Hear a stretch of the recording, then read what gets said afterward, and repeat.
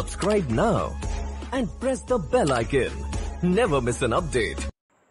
नमस्कार दोस्तों, स्वागत है आप सभी का श्री विद्भूषण के यूट्यूब चैनल पर। आज हम देखने वाले हैं पर्यावरण एवं सामाजिक अध्ययन के टॉप 10 क्वेश्चन। तो जो आपके super TET, C TET, REET या आप कोई सा भी एग्ज़ाम की तैयारी कर रहे हैं तो आपके लिए बहुत ही हेल्पफुल होने वाली है यह वीडियो। तो आप पूरे वीडियो को एंड तक ज़रूर देखिएगा। चलिए वीडियो को शुरू करते हैं। क्वेश्चन नंबर पहला आपके सामने, पृथ्वी पर ऊर्जा का चरम स्रोत है? पवन, पौधे, सूर्य, जानवर। पृथ्वी पर ऊर्जा का चरम स्रोत सूर्य है। आपका करेक्ट आंसर हो जाएगा ऑप्शन बी।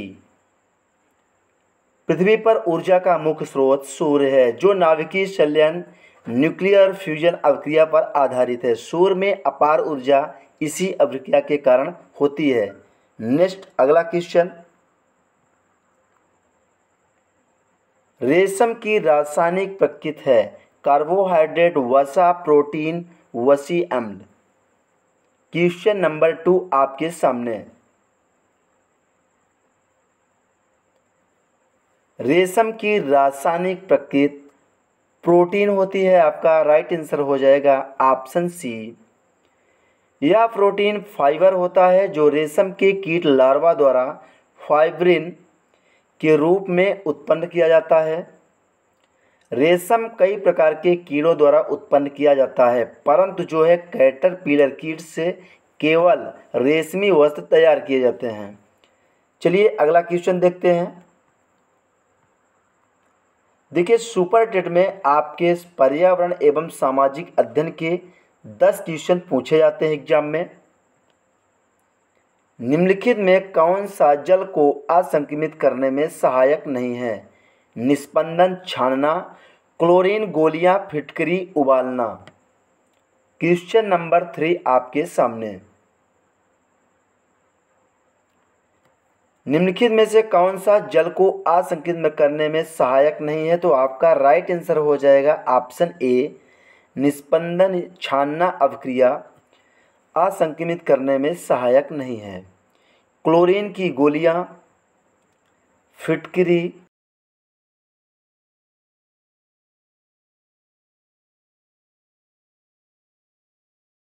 पानी का संक्रमण समाप्त हो जाता है ये क्रिया करने से, जबकि निस्पंदन या छानना ये जो क्रिया है इसके द्वारा पानी में उपस्थित गंदगी जैसे धूल, बालू, इन कणों को दूर किया जाता है इसके द्वारा छानकर। नेक्स्ट अगला क्वेश्चन है, क्वेश्चन नंबर 4 आपके सामने,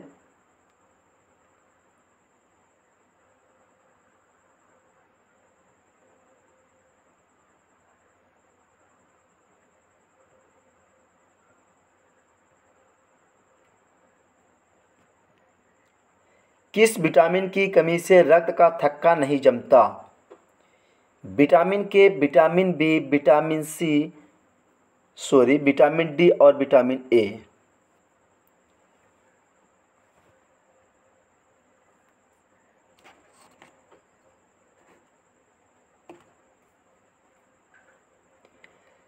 किस विटामिन से रक्त का थक्का नहीं जमता है? तो इस आपका राइट आंसर हो जाएगा ऑप्शन ए। विटामिन के की कमी से रक्त का थक्का नहीं जमता, क्योंकि रक्त का थक्का बनने में विटामिन के सहायक होता है। इस विटामिन से जो है प्रोथ्राम्बिन पदार्थ का निर्माण होता है जो रक्त को जमा देता है, और विटामिन के की कमी से रक्त का थक्का नहीं बन पाता। अगर विटामिन के का रासायनिक नाम पूछा जाए तो आपको नेप्थोक्विनोन इसका रासायनिक नाम है। नेक्स्ट अगला क्वेश्चन देखते हैं। क्वेश्चन नंबर 5 आपके सामने, फ़ारेनहाइट पैमाने पर पानी का क्वथनांक फ़ारेनहाइट में होता है? 100 फ़ारेनहाइट, 80, 212 और 32।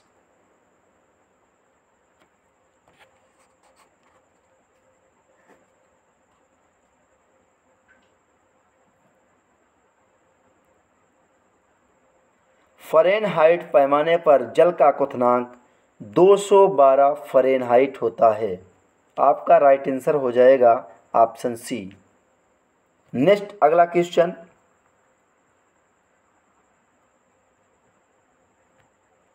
इनमें कौन से प्रश्न विद्यार्थियों के आलोचनात्मक तार्किक चिंतन को विकसित नहीं करेंगे? मुक्त उत्तर वाले प्रश्न, अन्वेषणात्मक, प्रोबिंग प्रश्न, अभिसारी प्रश्न, बंद उत्तर वाले प्रश्न।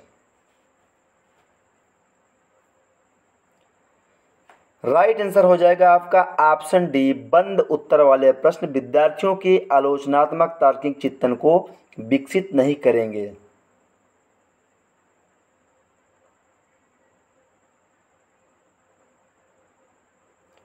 आलोचनात्मक चिंतन प्राप्त करने के लिए मुक्त उत्तर वाले प्रश्न लिखना चाहिए ताकि स्वतंत्र रूप से चिंतन विश्लेषण किया जा सके।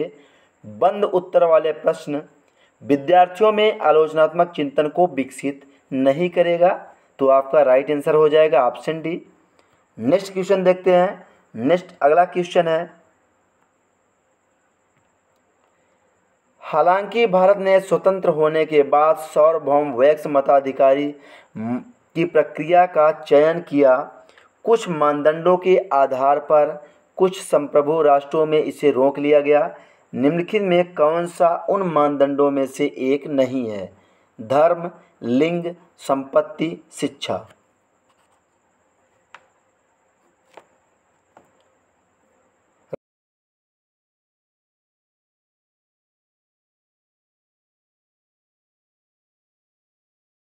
अवधारणा को अपनाया गया, अर्थात जन्म, लिंग, धर्म, संपत्ति आदि के आधार पर किसी को मताधिकार से वंचित नहीं किया जाएगा,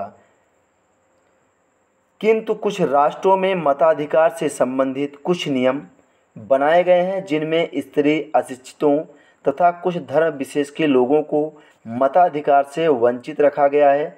संपत्ति को मताधिकार का आधार नहीं बनाया गया है, तो आपका राइट आंसर सी है। नेक्स्ट क्वेश्चन देखते हैं।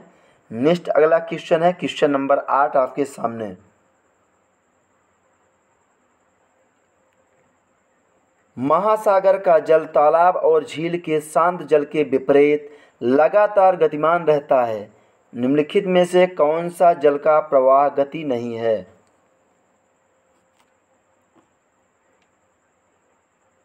करेक्ट आंसर हो जाएगा आपका ऑप्शन ए, जलचक्र। जलचक्र का प्रवाह या गति नहीं है। जलचक्र एक क्रिया है जिसमें जलवाष्प के रूप में ऊपर आ जाता है तथा वर्ण के रूप में पुनः पृथ्वी पर आता है। ज्वार भाटा, धाराएं तथा तरंगें वायु गति के प्रभाव तथा अन्य बलों के कारण गतिमान होती हैं। नेक्स्ट अगला क्वेश्चन देखते हैं।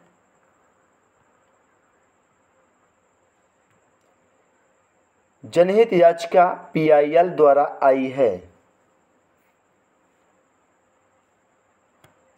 न्यायिक सक्रियता में गिरावट, सरकारी कामकाज में बाधा, इसको बना लीजिएगा, बांध लिखा है, बाधा होना चाहिए। न्याय मिलने में बढ़त, न्याय मिलने में बाधा।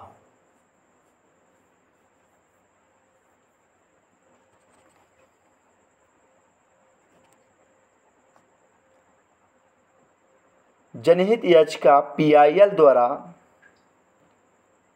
न्याय मिलने में बढ़त आई है, तो आपका करेक्ट आंसर हो जाएगा ऑप्शन सी। जनता की भावनाओं की रक्षा के लिए इसे लागू किया गया। पूर्व मुख्य न्यायाधीश PN भगवती को जनहित याचिका का जन्मदाता माना जाता है। अगर क्वेश्चन पूछा जाए तो आप नोट डाउन कर लीजिएगा या याद करते चलिएगा। हर एक पॉइंट आपके लिए बहुत ही इम्पोर्टेंट होने वाली है, तो आप पूरे वीडियो को लास्ट तक देखिएगा। नेक्स्ट अगला क्वेश्चन है क्वेश्चन नंबर 10 आपके सामने।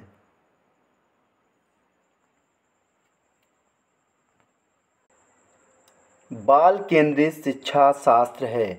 बच्चों के अनुभवों, उनके विचारों और उनकी सक्रिय सहभागिता को प्राथमिकता देना, व्यक्तिगत ध्यान को सुनिश्चित करने के लिए छोटे शिशु देखभाल केंद्रों पर बच्चों को पढ़ाना, बच्चे का इच्छा अनुसार शिक्षण। ऑप्शन डी है आपका, शिक्षक बच्चों के गोल घेरे के बीच में खड़ा होकर संकल्पनाओं को स्पष्ट करता है। बाल केंद्रित शिक्षा शास्त्र है, ये आपको बताना है। बाल केंद्रित शिक्षा शास्त्र बच्चों के अनुभवों, उनके विचारों और उनकी सक्रिय सहभागिता को प्राथमिकता देना है। तो आपका करेक्ट आंसर है ऑप्शन ए। बाल केंद्रित शिक्षा का मुख्य उद्देश्य बच्चों के अनुभवों, उनके विचारों और उनकी सक्रिय सहभागिता को सुनिश्चित करना है। तो आप ध्यान रखिएगा, राष्ट्रीय पचर्या रूपरेखा 2005 NCF 2005 नेशनल करिकुलम फ्रेमवर्क में इसकी अनुशंसा की गई है।